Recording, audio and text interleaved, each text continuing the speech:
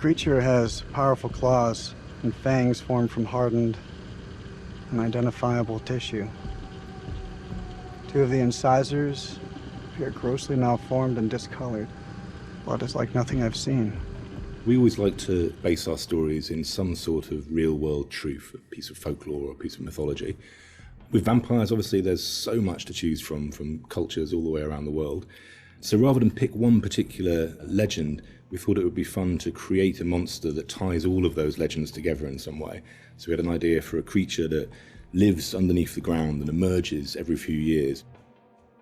Our vampire is actually an alien parasite. It invades a host body. The creatures that you see in House of Ashes, the winged demonic creatures, were actually once an intelligent race of cosmic nomads traveling through the stars on this big generation ship. They somehow picked up this alien parasite and it ravaged through their crew, and their ship went out of control and crash landed into prehistoric Earth, where it was buried under the ground in what is now the Zagros Mountains. Being a parasite, this alien slug needs to find a host body, a living body or a recently dead one. Once it invades that body, it grows inside it, killing the host if host is still alive. And its tendrils reach out into the host's brain and hijack its central nervous system, sort of reanimating it. It then goes on the hunt for blood.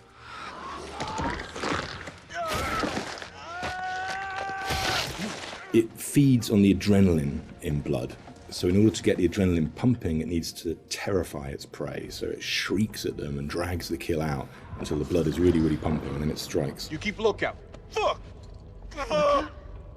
Lookout for what? We wanted to show the viewer different forms of the creature and make them think that initially it's a demon, then they think that it's a vampire, and then finally the revelation that it's an alien. So just to explain where the parasites have come to infect some of our game characters, this shows a game character who's going through different stages, is infected, starts to affect the character, and there's a final look from that where the fangs are coming through the skull. So that's one of the developments of how our classic vampire is actually a host. Another example of that is an Akkadian warrior who's been taken over by the parasite, and again the fangs have come through, the vines are poking through the head. This human is now being taken over, his skin is dying, the parasite is trying to grow within. But we progress that into looking at the design on the alien demon, I call it. This had to have very unique elements that came through from the head design. So we've got a very animalistic head here, but also we've got the fangs. These fangs are coming from the parasite that's within, so the fangs are coming through. It's almost deforming the shape of the host. Oh, shit. What the fuck happened to your teeth, buddy? We refined that further to what is our final head, where the ear is part of the skull and it flexes open. A bit like a frill lizard, where the frill of the canopy comes out, our head is actually moving apart. And we've got illustrations that show that, where the head is dormant and is concealed, but then as it hears and wants to resonate, the skull expands open. And that then allows the creature to hear and pick up on anything within the environment. With characters, it's always good to base at least some of it on anatomy that we recognise, and that provides a foundation for the vampire. It's bipedal and human in its structure, but we've just changed things, tweaked them, made them a bit more alien. So, for example, the ribs joined together at the sternum to form a rib cage, but we've expanded it out quite a lot, and some of the ribs are fused together to make bony plates. It's just to suggest that it's had a very different evolution from a human. We tried a version with human-style legs, but in the end, we went for a dog-type leg. It just made it more creature-like and more threatening. And we added bird-like talons on the toes, just to give it some natural weapons and make it into a predator. We didn't want to focus too much on bat reference, because we were trying to steer away a bit from the classic bat-like vampire. We did go for 2 sets of bat-like wings. One of the shots in the game is of the vampire jumping down from above, backlit with its wings out in an attack pose. And when we saw that pose, we decided to add an extra set of wings attached at the hip joint. It just really helped that silhouette. The environment is very interesting because they can use not just the floor, They can fly as well. They can walk on the walls, but they've got claws. So imagine something really interesting in a cave where you've got creatures coming towards you, from every angle. I think that visually is something impactful and very interesting to look at, and scary. One of the interesting parts is the finding of those nuances and details that really bring the character to life. How does it move? How does it behave and act? We had motion capture, and then we had the more traditional computer animation keyframing. On the motion capture side, there were a variety of different setups that we tested. We had arm extensions, and then we had various different leg stilts that our creature actor used. But what was apparent when filming this was that it really limited his movement.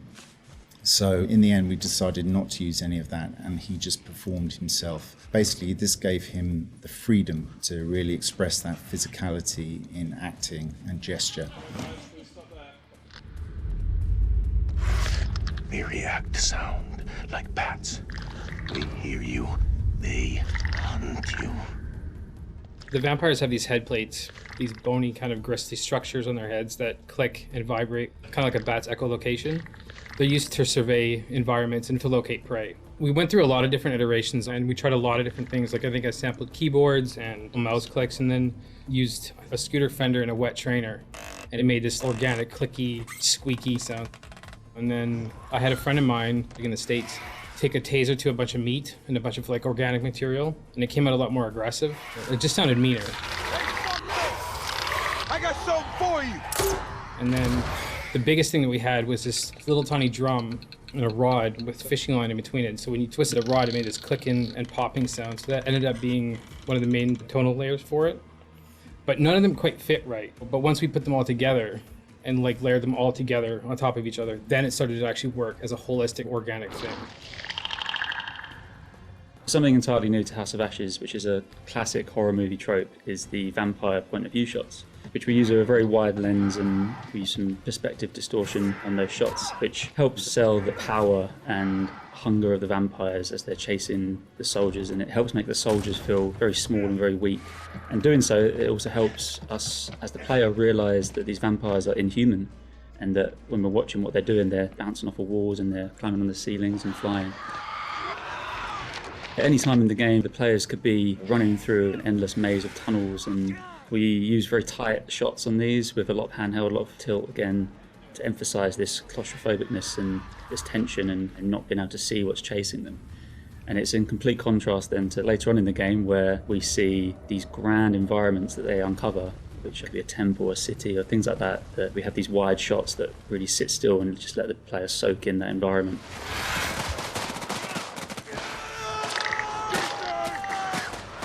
This is the most complex creature that we have ever animated in the studio. But the challenge is more than a challenge, is the fun to do it. Because it's not a real creature. You can push it in a way that you can use your imagination to make it more interesting. We're facing an enemy we know zero about. An enemy of unknown size, and their home turf sucks to be us.